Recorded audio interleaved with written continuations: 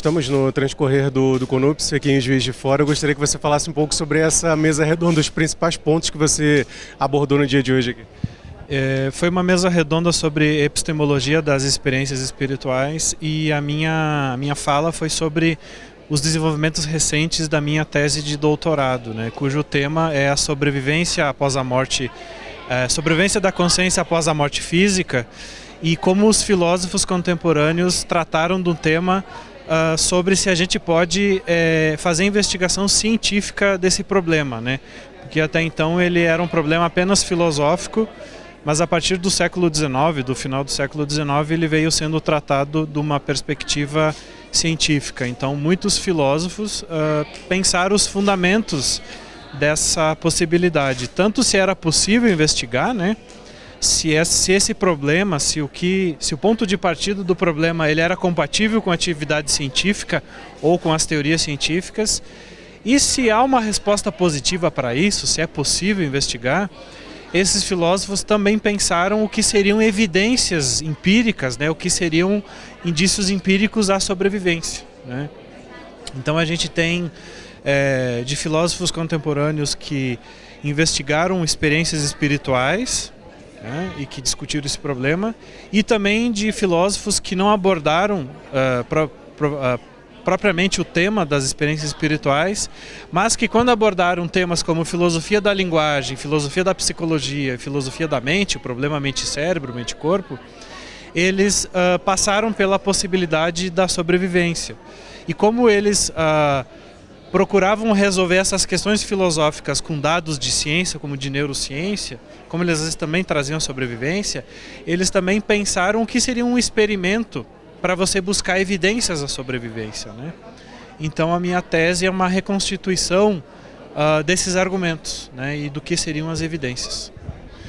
Como que a filosofia ela pode contribuir nessa construção, no melhor entendimento dessa problemática que você falava, mente e cérebro?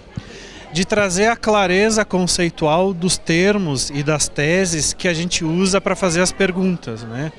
Porque às vezes uma pergunta pode não estar muito bem formulada, ou às vezes a pergunta pode partir de um ponto de vista ou de um pressuposto que não há erro nenhum em assumir pressupostos, mas às vezes um pressuposto pode ser tomado como uma verdade absoluta e ele pode impedir que você observe aquele problema, como por exemplo da relação mente-corpo, né? Qual é a relação entre mente e corpo, né?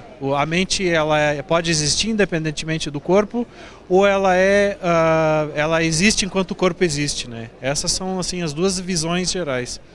Então a filosofia pode trazer clareza em como não apenas em tentar responder as perguntas, mas ver por que essas perguntas não obtêm respostas, né? Então esse é um tipo de abordagem também, uma abordagem conceitual.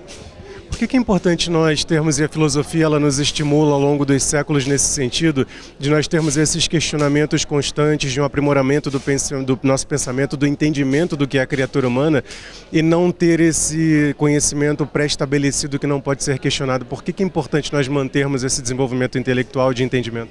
Porque a filosofia, ela em princípio, né, é o que a gente idealiza da filosofia, é oxigenar, né, esses dogmatismos e essas respostas prontas que não foram bem estabelecidas, né? Às vezes a gente adota uma teoria que a gente prefere, a gente acha que ela é a explicação única e ela esconde vários problemas, né? Ela não responde às perguntas, ela camufla ou ela recorta a maneira como essa teoria descreve o mundo, né? Então a filosofia ela tem essa importância, essa relevância de justamente questionar essas ideias, de dar um passo atrás dessas ideias estabelecidas e problematizar elas.